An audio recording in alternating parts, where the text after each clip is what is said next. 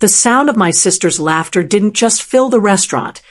It felt like a serrated blade, expertly sharpened over 30 years to find the softest part of my pride and twist. "Maybe lie this time, Jade," she whispered, her voice carrying that polished, effortless cruelty she wore like a designer coat. "Just so you don't sound pathetic." At the center of the table, a candle flickered in a pool of melted wax, casting long, jagged shadows across the faces of a family that had spent a lifetime treating me like a smudge on a masterpiece. They saw a failure. They saw a quiet, underachieving ghost who had never quite figured out how to exist in their world of bright lights and high salaries. What they didn't see was the leather-bound folder in my briefcase, a folder containing the power to halt the very company my sister's new boyfriend worshipped. They thought I was the joke.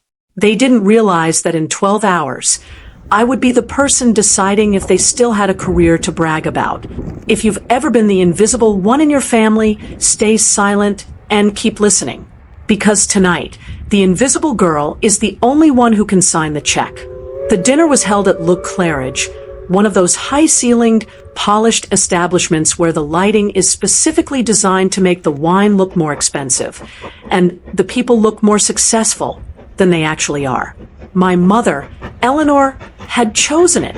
She lived for these settings, places where status was the only currency that mattered. I arrived exactly 7 minutes late, a minor infraction that usually would have earned a lecture, but tonight I was barely a blip on their radar. Bianca, my older sister, was already holding court. She was leaning across the table, her eyes sparkling with a performative brilliance as she explained her latest strategic pivot to her new boyfriend, Caleb. Caleb looked like the archetype of corporate success, a tailored charcoal suit, a watch that cost more than a mid-sized sedan, and a grip that was steady and practiced. When Bianca finally acknowledged my presence, it wasn't with a greeting, but with a warning. "Right," she said, her smile not quite reaching her eyes. "Caleb, you haven't met my sibling, Jade. Just a heads up, Jade is the creative one of the family, which is code for still finding themselves at 32. Caleb shook my hand, his expression open and polite. He didn't know the terrain yet. He didn't know that in this family, every compliment was a backhanded slap. The conversation pivoted immediately back to the safe subjects. Bianca's impending promotion, the skyrocketing property values in the city, and a recent trip to the Algarve that sounded more like a business merger than a vacation. I sat there, nursing a glass of sparkling water, fading into the background noise like I always did. It was easier that way. Arguing with my family's version of me was like trying to punch a cloud. It only made me look more desperate. Halfway through the appetizers, the air in the room shifted.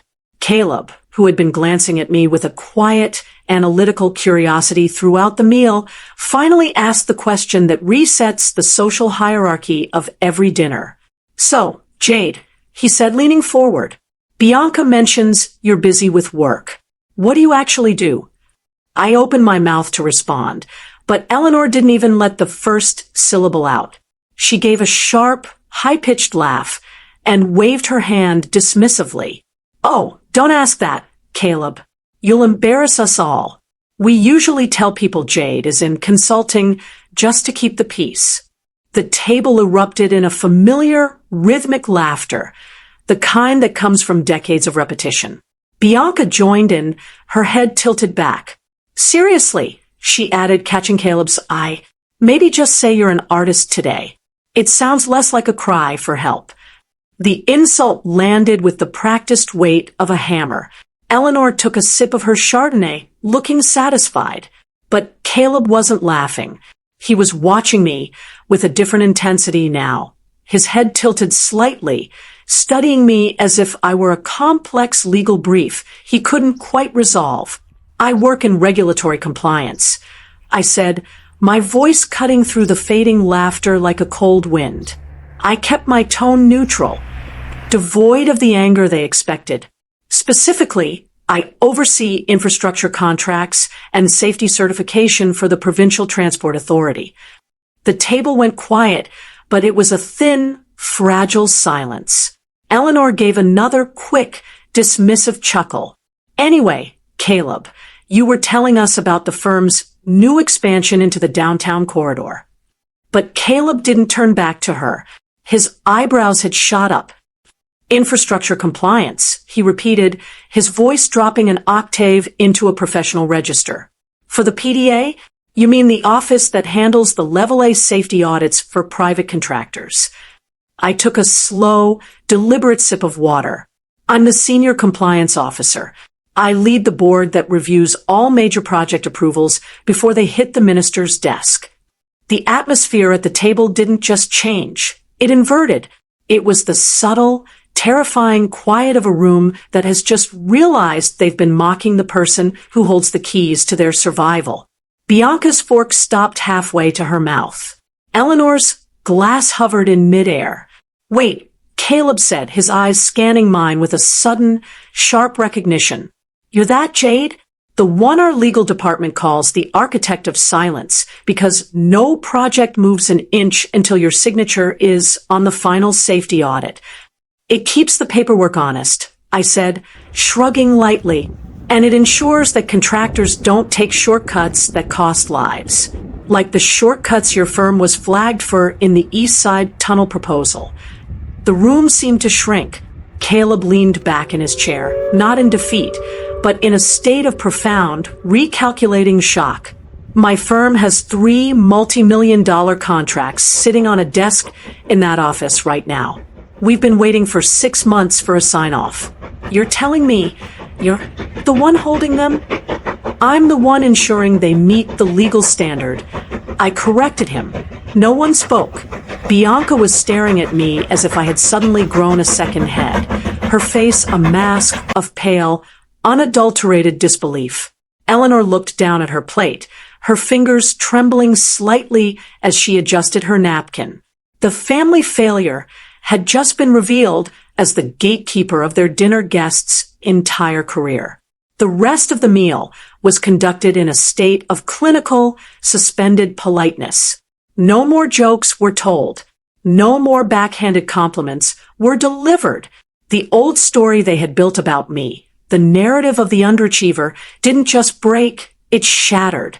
Caleb spent the rest of the evening asking me targeted, respectful questions about regulatory law. He wasn't talking to Bianca's pathetic sibling anymore.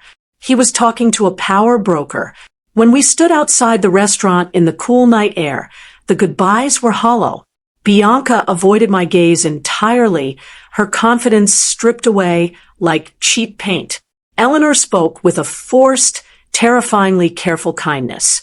Caleb shook my hand one last time, his grip much firmer than it had been at the start of the night. I didn't expect to run into the person who controls my firm's future tonight, he said quietly. The world is a very small place, Caleb. I replied. It's best to be careful who you laugh at.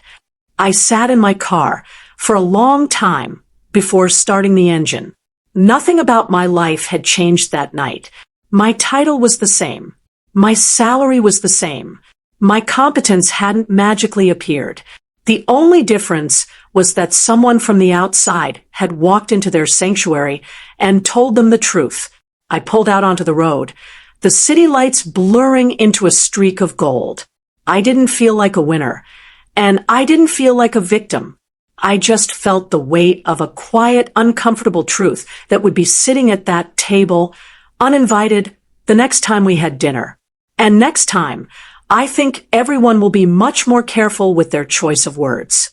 Jade spent her life as a footnote in her sister's story, but she was the one holding the pen all along. Bianca and Eleanor learned the hard way that the person you ignore is often the person you should fear the most. If you believe that the quietest person in the room is usually the smartest, and you love seeing a family failure become a corporate titan, then you belong here. Smash that like button for Jade's silent victory, and hit subscribe to join our community of survivors who know that true power doesn't need to shout. Don't let anyone define your career, tap the bell icon, and I'll see you in the next one. Tell me in the comments, have you ever had a big reveal moment where people realized they'd underestimated you? Let's talk.